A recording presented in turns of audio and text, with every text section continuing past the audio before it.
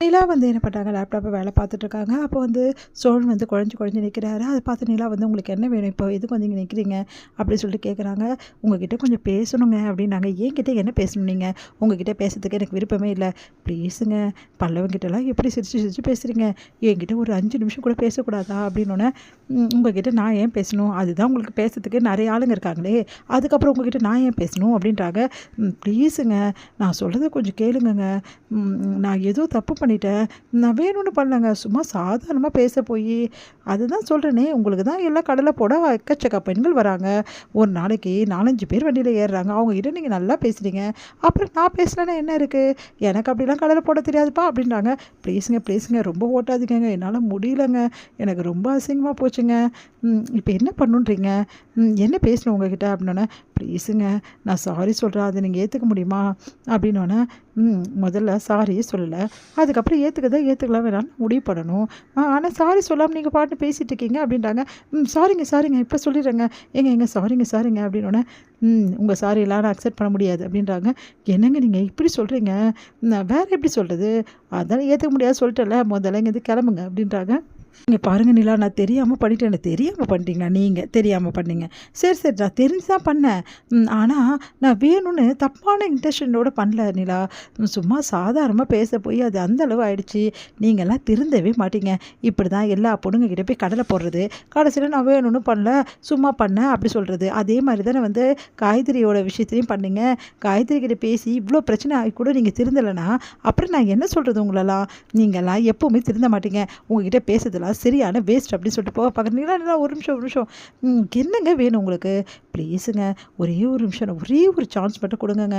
இங்கே பாருங்கள், காயத்ரியோட விஷயம் எப்போ நடந்தது, சாயந்தரமாக தானே நடந்தது, ஆனால் காலையிலே வந்து இந்த விஷயம்லாம் நடந்துச்சு, காலையில் நடந்ததுக்கும் சாயந்தரம் நடந்ததுக்கும் நிறைய கேப் இருக்குங்க, உங்களுக்கே தெரியும், நான் சாயந்தரத்துலேருந்து தான் ரொம்ப நல்லவனாக திருந்திட்டேன், அப்போ காலையில் நடந்த விஷயத்த நான் எப்படிங்க வந்து ஒத்துக்க முடியும், நீங்களே சொல்லுங்கங்க. இதெல்லாம் நல்லா தான் பேசுகிறீங்க, ஆனால் பண்ணுறதெல்லாம் நான் என்னத்தை சொல்கிறது, பொறுக்கித்தனம் அதுதானேங்க அப்படின்னோடனே, தெரியுதுல்ல, அப்போது நீங்கள் வாய் மூடிட்டு போயிடுங்க, உங்கள் மேலே செம்ம கோவத்தில் இருக்கேன், ப்ளீஸ் நிலா ஒரே ஒரு சான்ஸ், லாஸ்ட் சான்ஸ் நிலா, இதுக்கப்புறம் சத்தியமான சான்ஸே கேட்க மாட்டேன், இந்த ஒரு சான்ஸ் மட்டும் கொடுங்க, இதுக்கப்புறம் நீங்கள் என்ன சொன்னாலும் சரி நான் வந்து கண்ணை முடின்னு செய்கிறேன், இதுக்கப்புறம் இந்த மாதிரி கம்ப்ளைண்ட் வந்து வரவே வராது, இதுக்கப்புறம் பொண்ணுங்க எத்தனை பேர் ஏறினாலும் சரி நான் வாயை மூடிக்கிட்டே பேசாமல் அமைதியாக வண்டி ஓட்டுவேன், ப்ராமிஸ் நிலா அப்படின்னு சொல்லிட்டு கையை எடுத்துகிட்டு அவர் உங்களை தலையில் வைக்க பார்க்குறாரு. போதும் விட்டா என் தலைமையில் கையில் அடித்து சத்தியம் பண்ணுவீங்க போட்டிருக்கேன், முதல்ல செயலில் காட்டுங்க, அதுக்கப்புறம் நம்புறதா வேணாமா நான் முடிவு பண்ணுறேன் அப்படி சொல்லிட்டு போகிறாங்க.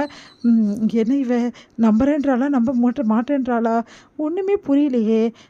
சரி, எதுக்கும் நம்ம ஜாக்கிரதையாக இருக்கணும், இதுக்கப்புறம் எக்காரண கொண்டு நிலா கிட்ட மறுபடியும் இந்த மாதிரி பிரச்சனையில் மாட்டவே கூடாது.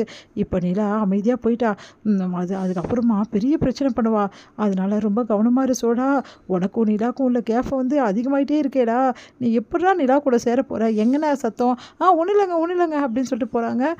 இங்கே வந்து என்ன பண்ணுறாரு, சேரன் வந்து யோசிக்கிறாரு, எல்லாரும் சொன்னதையே பற்றி யோசிச்சுட்ருக்காரு, இந்த மாதிரி வந்து சந்தாவை எங்கேயாவது வெளியே கூட்டிகிட்டு போனேன், இப்படியே பண்ண எப்படின்னு பாவம் சந்தா அப்படின்னு சொல்லிட்டு எல்லாரும் சொன்னதை பற்றி யோசிச்சுட்ருக்காரு.